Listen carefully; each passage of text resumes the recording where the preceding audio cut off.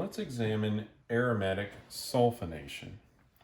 This is in many ways similar to the aromatic nitration, but it does have its own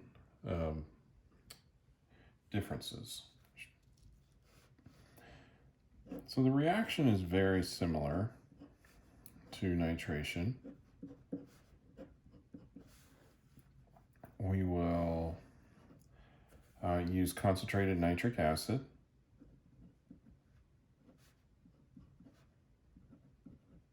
Or sulfuric acid.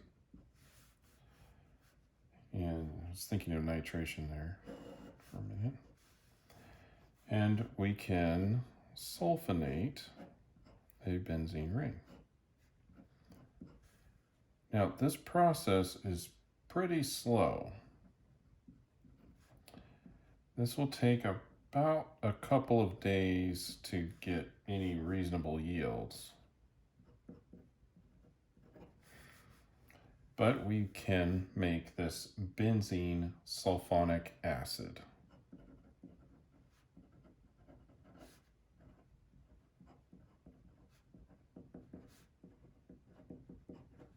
It does still have an acidic proton. Now, let's look at the mechanism, and then we'll explore some ways to speed this reaction up. Now, we sped up the nitration by adding a stronger acid, which was sulfuric acid. But sulfuric acid is already a very strong acid. So there is something that we can do, and that would be to incorporate something called fuming nitric acid or sulfuric acid.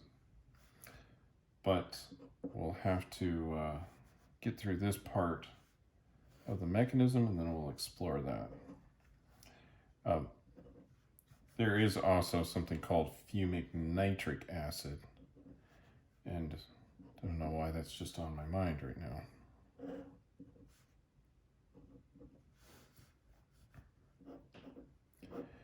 So first, we actually protonate one of the sulfuric acids using another sulfuric acid. So you can imagine that this is indeed an equilibrium.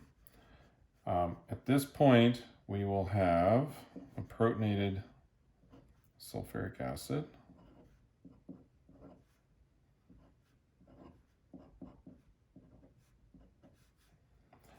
And then we can have this water leave and form this ion, which is our electrophile.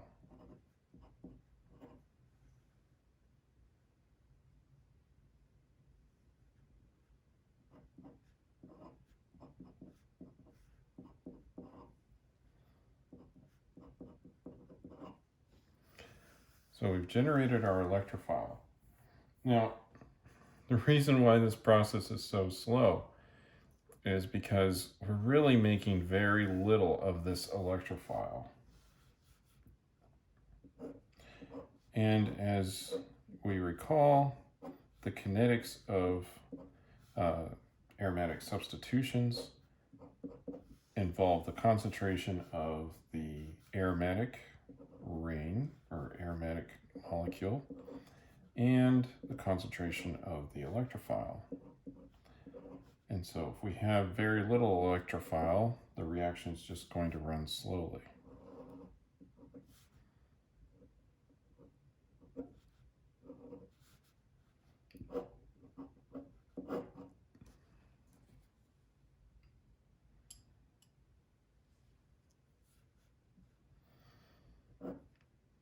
After the electrophile is generated, the reaction really proceeds just like any of the other electrophilic substitutions that we've seen so far.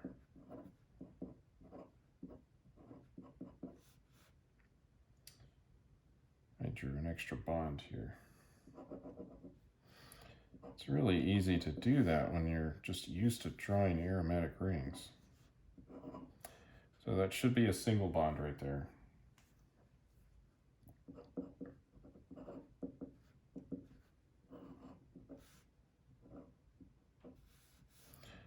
And then, of course, the electrons are going to reform the aromatic ring. And now I can draw the aromatic ring.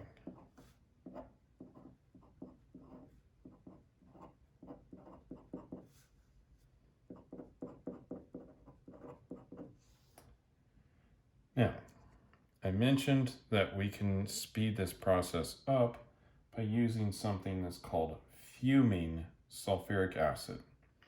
And this is simply where we're going to take sulfuric acid, concentrated sulfuric acid, and we're going to add SO3 into the acid.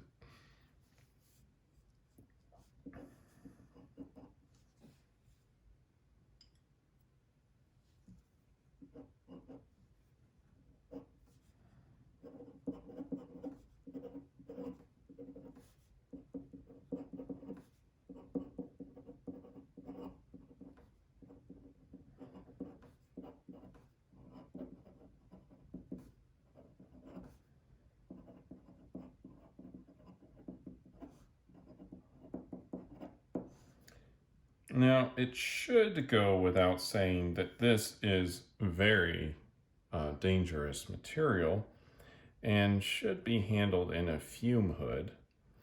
But I'll say it anyway. Please handle this in a fume hood. This can very much irritate your eyes, even just the vapor coming off of this. Because SO3 is how you make sulfuric acid, just by dissolving that in water. So just keep that in mind.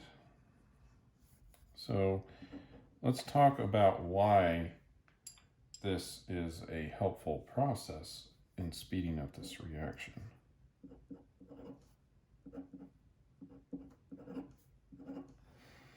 So if we start off with SO3 and we have sulfuric acid,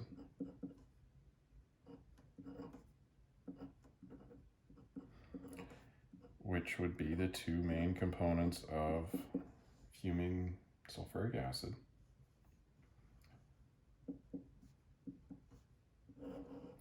then we can protonate the SO3.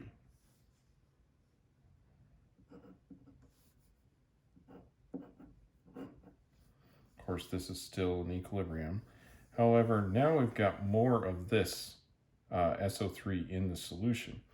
And if you look up here as to what our electrophile is, it's really just protonated SO3.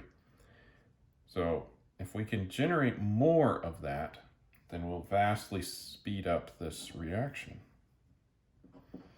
And that's what we see.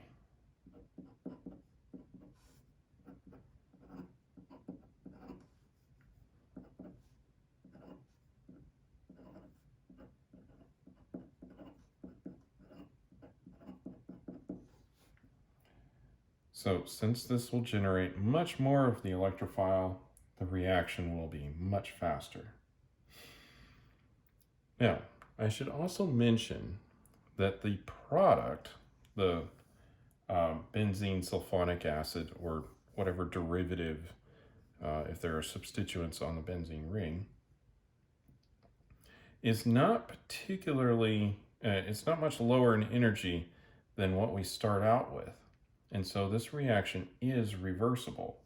So it is possible to desulfonate.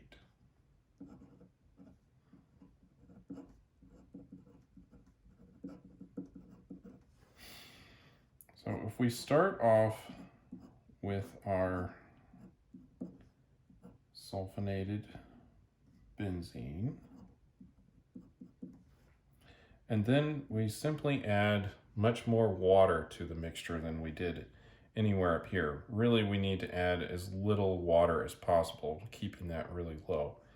And having a really concentrated sulfuric acid will help keep the water concentration down, simply because sulfuric acid is very dehydrating. It really likes to hold on to water. But in this case, we'll add quite a bit of water, and we'll just use some dilute sulfuric acid.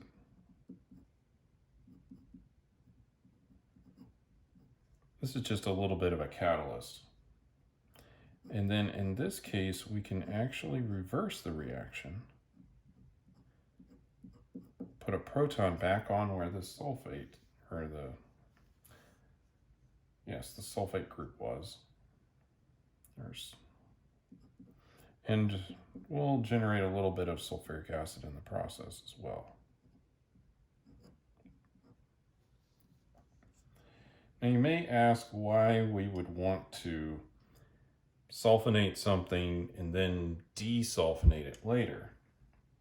And the answer is that we can use this to protect or cover up a site on a benzene ring or some aromatic ring. And then later we can remove that. And so if we're trying to direct a reaction to a particular site, we may need to cover up one or multiple, but probably one, to help coax the reaction in a certain direction. And we'll examine more of this in some later videos. But this is how this aromatic sulfonation process works.